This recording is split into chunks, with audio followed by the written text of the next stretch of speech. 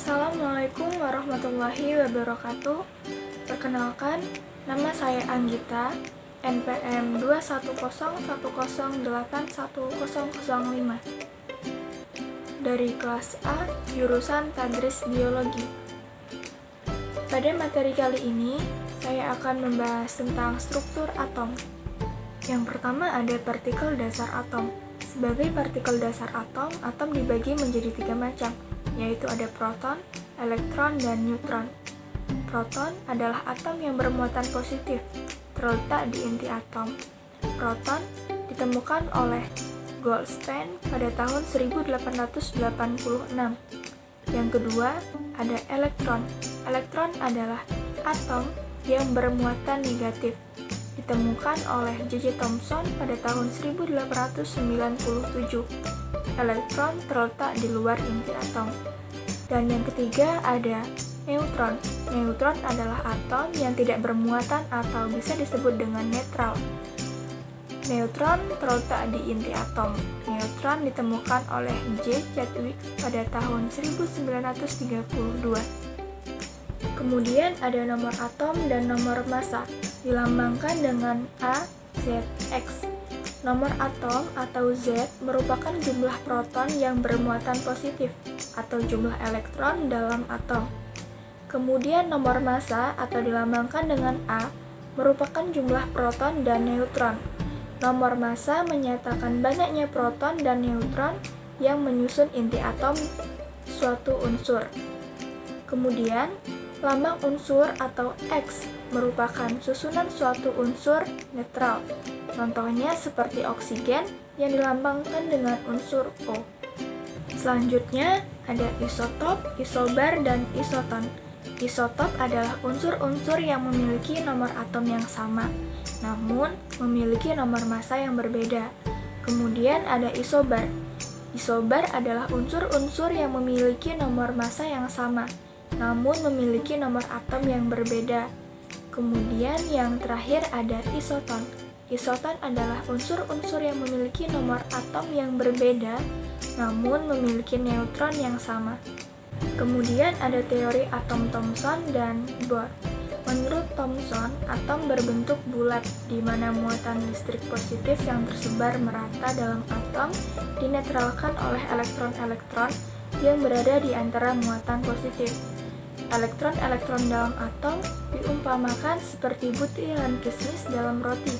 Maka teori atom Thomson juga disebut sebagai teori roti kismis. Kemudian menurut Bohr, elektron mengelilingi inti atom di lintasan tertentu yang stasioner disebut orbit atau kulit. Walaupun elektron bergerak cepat, tetapi elektron tidak memancarkan atau menyerap energi, sehingga energi elektron konstan. Hal ini berarti elektron yang berputar mengelilingi inti atom memiliki lintasan tetap, sehingga elektron tidak jatuh ke inti. Elektron dapat berpindah dari kulit yang satu ke kulit yang lain dengan memancarkan atau menyerap energi. Energi yang dipancarkan atau diserap ketika elektron berpindah-pindah kulit disebut foton. Selanjutnya ada teori atau mekanika gelombang. Bilangan kuantum pada teori atau mekanika kuantum dibagi menjadi 4 macam.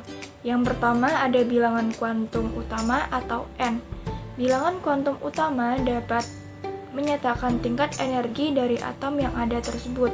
Nilai energi merupakan sesuatu yang diwakilkan dari banyaknya elektron yang dimiliki dari atom tersebut. Yang kedua ada bilangan kuantum azimut atau I. Bilangan kuantum azimut dapat digunakan untuk melambangkan subkulit atom, di mana tempat elektron berada. Bilangan kuantum azimut sendiri bergantung terhadap nilai bilangan kuantum utama. Kemudian yang ketiga ada bilangan kuantum magnetik atau M, digunakan untuk menyatakan orientasi elektron. Dan yang keempat ada bilangan kuantum spin atau S.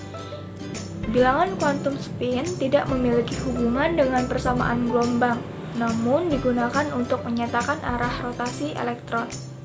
Konfigurasi elektron. Konfigurasi elektron adalah susunan elektron berdasarkan kulit atau orbital dari suatu atom. Pada gambar di samping, itu adalah urutan tingkat energi kulit dan subkulit suatu atom. Ada 4 subkulit yaitu S, P, D, dan F. Dan angka sebelum subkulit menunjukkan kulit. Subkulit 1S punya tingkat energi paling rendah, lalu naik ke subkulit 2S, 2P, 3S, 3P, sampai terakhir yang paling tinggi adalah 8S. Diagram orbital. Orbital digambarkan sebagai persegi dan berisi garis tengah panah yang mewakili elektron. Subkulit S punya 1 orbital, P punya 3 orbital, D punya 5 orbital, dan F punya 14 orbital. Ada 3 aturan menggambar diagram orbital, yaitu yang pertama ada prinsip Aufbau. Pada prinsip ini, pengisian elektron dimulai dari tingkat terendah menuju tingkat energi lebih tinggi. Yang kedua ada aturan Hahn. Elektron yang mengisi subkulit dengan jumlah orbital lebih dari 1 akan tersebar pada orbital yang memiliki kesamaan energi dengan arah putaran spin yang sama. Kemudian yang ketiga ada larangan Pauli. Setiap orbital maksimal hanya dapat terisi 2 elektron dengan spin yang berlawanan. Dan yang terakhir ada sifat atom. Atom memiliki sifat netral. Atom yang sejenis akan membentuk suatu unsur. Suatu atom diberi lambang yang sama dengan unsurnya. Jadi, atom hidrogen diberi lambang H dan atom oksigen diberi lambang O. Cukup sekian yang dapat saya sampaikan, kurang dan lebihnya saya mohon maaf. Saya akhiri, wabillahi taufiq wal hidayah. Wassalamualaikum warahmatullahi wabarakatuh.